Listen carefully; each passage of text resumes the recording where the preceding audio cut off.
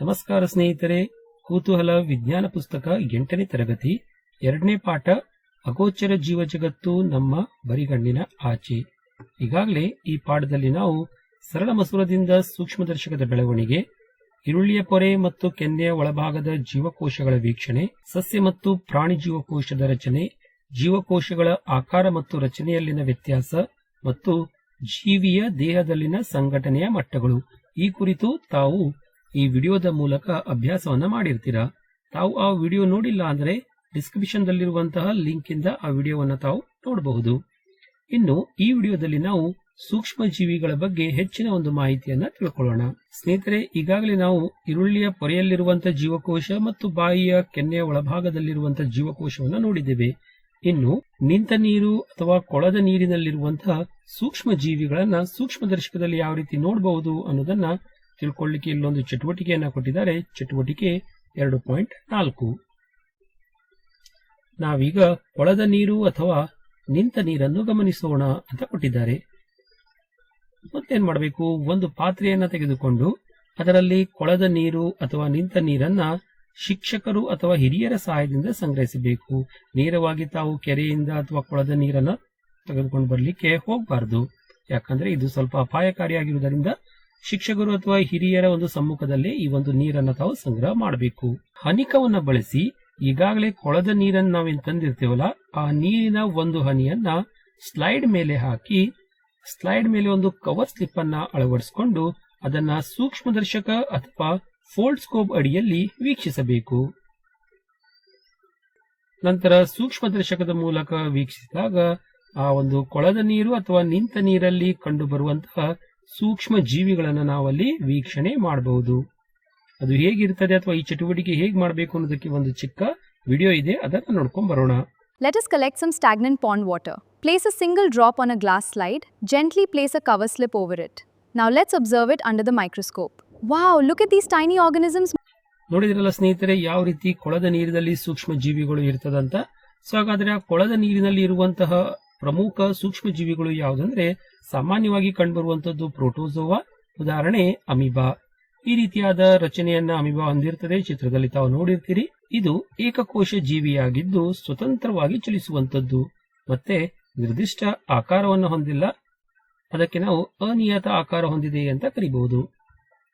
ಇನ್ನು ಪ್ಯಾರಮೀಸಿಯಂ ಅಂತ ಪ್ರೋಟೋಜೋವಾ ಜೀವಿಗಳನ್ನ ನಾವು ನೋಡಬಹುದು. ಚಿತ್ರದಲ್ಲಿ ನೋಡ್ತಾ ಇದ್ದೀರಿ.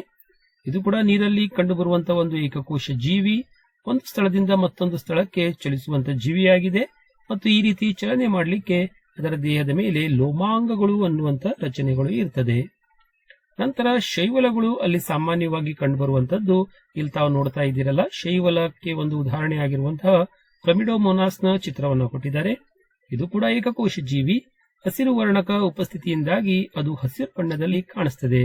ಇಲ್ಲಿ ಪತ್ರ ಹರಿತು ಇರುವುದರಿಂದ ಅದು ಹಸಿರು ಬಣ್ಣದಲ್ಲಿ ಕಾಣಿಸುವಂತದ್ದು. ಇನ್ನು ಇದರ ಚಲನೆಯ ವಿಶೇಷ ಅಂದ್ರೆ ಇಲ್ಲಿ ತಾವು ನೋಡ್ತಾ ಇದ್ದೀರಿ, 2 ಚಲನಾಂಗ ಇದೆ, ಕಷಾಂಗಗಳು. ಇದರ ಮೂಲಕ ಅದು ಚಲನೆಯನ್ನ ಮಾಡುತ್ತದೆ. ಸೊ ಇಂತಹ ಸೂಕ್ಷ್ಮ ಜೀವಿಗಳು ತಾವು ಕೊಳದ ನೀರಿನಲ್ಲಿ ಅಥವಾ ನಿಂತ ನೀರಿನಲ್ಲಿ ಸಾಮಾನ್ಯವಾಗಿ ಗಮನಿಸಬಹುದು. ಸೊ ಸೂಕ್ಷ್ಮ ಜೀವಿಗಳು ಕೇವಲ ನೀರಿನಲ್ಲಷ್ಟೇ ಅಲ್ಲ, ಮಣ್ಣಿನಲ್ಲೂ ಕೂಡ ಕಂಡು ಬರ್ತದೆ. ಮಣ್ಣಿನಲ್ಲಿರುವಂತಹ ಸೂಕ್ಷ್ಮ ಜೀವಿಗಳನ್ನ ಗಮನಿಸಬೇಕು. ಆ ಕುರಿತು ಚಟುವಟಿಕೆ 2.5 ಕೊಟ್ಟಿದ್ದಾರೆ. ನಾವೀಗ ಮಣ್ಣಿನ ನಿಲಂಬಿತ ಮಿಶ್ರಣವನ್ನ ಗಮನಿಸೋಣ. ಅದರಲ್ಲಿ ಯಾವ ರೀತಿ ಸೂಕ್ಷ್ಮ ಜೀವಿಗಳು ಇರ್ತದೆ ಅನ್ನೋದನ್ನ ತಿಳ್ಕೊಳ್ಬೇಕಂದ್ರೆ ಈ ರೀತಿಯಾದ ಸ್ಲೈಡ್ ಅನ್ನ ತಯಾರಿಕೆ ಮಾಡ್ಕೊಳ್ಬೇಕು. ಮೊದಲು ಹತ್ತಿರದ ಹೊಲ ಅಥವಾ ತೋಟದಿಂದ ಸ್ವಲ್ಪ ತೇವವಾದ ಮಣ್ಣನ್ನು ಒಂದು ಬೀಕರ್ ನಲ್ಲಿ ತೆಗೆದುಕೊಳ್ಳಬೇಕಾಗ್ತದೆ. ಇಲ್ಲಿ ಚಿತ್ರದಲ್ಲಿ ತಾವು ನೋಡ್ತಾ ಇದ್ದೀರಿ. ನಂತರ ಬೀಕರ್ಗೆ ಸ್ವಲ್ಪ ನೀರನ್ನು ಸುರಿಯಬೇಕು ಮತ್ತು ಗಾಜಿನ ಕಡ್ಡಿಯಿಂದ ಆ ನೀರನ್ನ ಕಲಕಿ ಕೊಳಕಾಗಿ ಕಾಣುವ ದ್ರವವು ಮಣ್ಣಿನ ಸೂಕ್ಷ್ಮ ಕಣಗಳನ್ನ ಹೊಂದಿರುವುದನ್ನ ಅಲ್ಲಿ ಗಮನಿಸಬಹುದು. ಇದನ್ನ ನಾವು ಮಣ್ಣಿನ ನಿಲಂಬಿತ ಮಿಶ್ರಣ ಅಂತ ಕೂಡ ಕರೀತೇವೆ. ಸ್ವಲ್ಪ ಸಮಯದವರೆಗೆ ಅದನ್ನ ಪಕ್ಕದಲ್ಲಿ ಇರಿಸಬೇಕು. ಆ ಮಿಶ್ರಣ ಎಲ್ಲವೂ ನೆಲೆಗೊಳ್ಳುತ್ತದೆ ಅಥವಾ ತಳ ಊರುವುದನ್ನು ತಾವಲ್ಲಿ ನೋಡಬಹುದು. ನಂತರ ಹನಿಕವನ್ನ ಬಳಸಿ ಮೇಲಿನ ಪದರದಿಂದ 1 ಹನಿ ನೀರನ್ನ ತೆಗೆದುಕೊಳ್ಳಬೇಕು. ಅದನ್ನ ಒಂದು ಸ್ಲೈಡ್ ಮೇಲಿಟ್ಟು ಕವರ್ ಸ್ಲಿಪ್ ಅನ್ನ ಹಾಕಿ ನಂತರ ಸೂಕ್ಷ್ಮದರ್ಶಕದ ಅಡಿಯಲ್ಲಿ ನೋಡಬೇಕು. ಅಲ್ಲೂ ಕೂಡ ನಮಗೆ ಅನೇಕ ಸೂಕ್ಷ್ಮ ಜೀವಿಗಳು ಕಂಡು ಬರ್ತದೆ. ಆ ಕುರಿತು ಇಲ್ಲೊಂದು ವಿಡಿಯೋ ಇದೆ, ಯಾವ ರೀತಿ ಸ್ಲೈಡ್ ತಯಾರಿಕೆ ಮಾಡಬೇಕು, ಯಾವ ರೀತಿ ಸೂಕ್ಷ್ಮ ಜೀವಿಗಳು ಇರ್ತದೆ ಅನ್ನೋದಕ್ಕೆ. ಅದನ್ನ ನೋಡಿಕೊಂಡು ಬರೋಣ. Collect moist soil in a beaker, pour water and stir it well. Let the mixture settle down. Take a drop from the top, place it on a slide, cover with a cover slip, observe it under. So ನೋಡಿದ್ರಲ್ಲ ಸ್ನೇಹಿತರೆ, ಮಣ್ಣಿನ ನಿಲಂಬಿತ ಮಿಶ್ರಣದಲ್ಲಿ ಯಾವ ರೀತಿ ಜೀವಿಗಳು ಇರ್ತದಂತ ಇಲ್ಲಿ ಕೆಲವೊಂದು ಉದಾಹರಣೆಗಳನ್ನ ಕೊಟ್ಟಿದ್ದಾರೆ. ಸಾಮಾನ್ಯವಾಗಿ ಕಂಡುಬರುವಂತದ್ದು ಶಿಲೀಂಧ್ರ ಆಗಿರುವಂತಹ ಬ್ರೆಡ್ ಮೋಲ್ಡ್ ದಂತಹ ಜೀವಿಗಳು. ಇವು ಕ್ಲೋರೋಫಿಲ್ ಇಲ್ಲದ ಕವಲೊಡೆದ ತಂತುಗಳು ಅಥವಾ ತಂತುಗಳಂತಹ ಸಣ್ಣ ಸಂಚಿಯಂತಹ ರಚನೆಯನ್ನ ಹೊಂದಿರುವಂತದ್ದು. ನಂತರ ಶಿಲೀಂಧ್ರಕ್ಕೆ ಸಂಬಂಧಪಡುವಂತಹ ಇನ್ನೊಂದು ಜೀವಿ ಅಂದ್ರೆ ಮೋಲ್ಡ್. ಇದು ಕೂಡ ಕ್ಲೋರೋಫಿಲ್ ಇಲ್ಲದ ಕವಲೊಡೆದ ತಂತುಗಳು ಅಥವಾ ಬ್ರಷ್ ನಂತೆ ಕಾಣುವಂತ ರಚನೆಯನ್ನ ಹೊಂದಿದೆ. ನಂತರ ಕೆಲವೊಂದು ಶೈವಲಗಳು ಆ ಒಂದು ತೇವಯುತ ಮಣ್ಣಿನಲ್ಲಿ ಕಂಡುಬರಬಹುದು. ಹಸಿರು ವರ್ಣಕವನ್ನ ಹೊಂದಿರುವಂತದ್ದು ದುಂಡನೆಯ ರಚನೆಗಳಾಗಿರ್ತದೆ.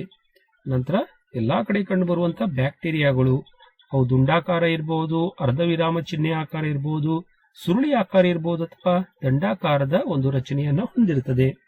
ಒಂದು ಉದ್ದ ಕೂದಲಿನಂತಹ ರಚನೆ ಮತ್ತು ಜೀವಕೋಶದ ಸುತ್ತಲೂ ಅನೇಕ ಸಣ್ಣ ಕೂದಲಿನಂತಹ ರಚನೆಗಳನ್ನ ಹೊಂದಿದೆ. ಇದು ಅವುಗಳ ಚಲನೆಗೆ ಸಹಾಯ ಮಾಡುವಂತದ್ದು.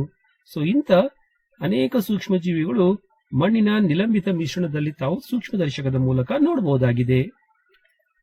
ಇದಲ್ಲದೆ ಸೂಕ್ಷ್ಮ ಜೀವಿಗಳಲ್ಲಿ ನಾವು ವೈರಸ್ಗಳನ್ನು ಕೂಡ ಗುರುತಿಸಿದ್ದೇವೆ. ಇವುಗಳ ಬಗ್ಗೆ ಕೂಡ ತಾವು ತಿಳ್ಕೊಳ್ಬೇಕಾಗತ್ತೆ. ಯಾಕಂದ್ರೆ ವೈರಸ್ಗಳು ಸೂಕ್ಷ್ಮ ಮತ್ತು ಅಕೋಶೀಯ ಜೀವಿಯಾಗಿದೆ. ಇದನ್ನ ನಾವು ನಿರ್ಜೀವ ಮತ್ತು ಸಜೀವ ಜೀವಿಗಳ ನಡುವಿನ ಕೊಂಡಿ ಅಂತ ಕರಿತೀವಿ. ಯಾಕಂದ್ರೆ ವೈರಸ್ಗಳು ಜೀವಂತ ಜೀವಕೋಶವನ್ನ ಪ್ರವೇಶಿಸಿದಾಗ ಮಾತ್ರ ಅವು ತಮ್ಮ ಸಂಖ್ಯೆಯನ್ನ ಹೆಚ್ಚಿಸಿಕೊಳ್ಳುತ್ತದೆ ಅಥವಾ ಸಂತಾನೋತ್ಪತ್ತಿಯನ್ನ ಮಾಡುವಂತದ್ದು. ಅವುಗಳು ಸಸ್ಯಗಳಲ್ಲಿ, ಪ್ರಾಣಿಗಳಲ್ಲಿ ಅಥವಾ ಬ್ಯಾಕ್ಟೀರಿಯಾದ ಕೋಶಗಳಿಗೂ ಕೂಡ ಸೋಂಕನ್ನು ಉಂಟು ಮಾಡುವಂತ ಜೀವಿಗಳಾಗಿದೆ ಮತ್ತು ಅವುಗಳಲ್ಲಿ ರೋಗವನ್ನ ತರುವಂತ ಜೀವಿಗಳಾಗಿದೆ. ಸೊ ಇಲ್ಲಿ ಒಂದು ವೈರಸ್ ನ ಚಿತ್ರವನ್ನು ತಾವು ನೋಡಬಹುದು. ಇದನ್ನ ಬ್ಯಾಕ್ಟೀರಿಯೋಫೇಜ್ ವೈರಸ್ ಅಂತ ಕರಿತೇವೆ. ಸೊ ಇದಿಷ್ಟು ಈ ವಿಡಿಯೋದಲ್ಲಿ ತಮಗೆ ತಿಳಿಸ್ಕೊಟ್ಟಿದ್ದೇನೆ. ಇನ್ನು ಮುಂದಿನ ವಿಡಿಯೋದಲ್ಲಿ ನಾವು ಏನ್ ಮಾಡೋಣ, ಸೂಕ್ಷ್ಮ ಜೀವಿಗಳೊಂದಿಗೆ ಮನುಷ್ಯರು ಯಾವ ರೀತಿ ಸಂಪರ್ಕವನ್ನ ಹೊಂದಿದ್ದೇವೆ, ಪರಿಸರದಲ್ಲಿ ಸೂಕ್ಷ್ಮ ಜೀವಿಗಳ ಪಾತ್ರವೇನು ಅನ್ನೋದನ್ನ ಇನ್ನೂ ಒಂದು ಹೆಚ್ಚಿನ ಮಾಹಿತಿಯಲ್ಲಿ ಕೊಟ್ಟಿದ್ದಾರೆ. ಅದನ್ನ ತಿಳ್ಕೊಳ್ಳೋಣ. ಅದನ್ನ ತಿಳ್ಕೊಳ್ಬೇಕಂದ್ರೆ ಚಾನಲ್ ಸಬ್ಸ್ಕ್ರೈಬ್ ಮಾಡಬೇಕು. ಈ ವಿಡಿಯೋ ಇಷ್ಟ ಆದರೆ ಲೈಕ್ ಮಾಡಬೇಕು, ಸ್ನೇಹಿತರೊಂದಿಗೆ ಹಂಚಿಕೊಳ್ಬೇಕು ಅಂತ ಹೇಳ್ತಾ ಧನ್ಯವಾದಗಳು.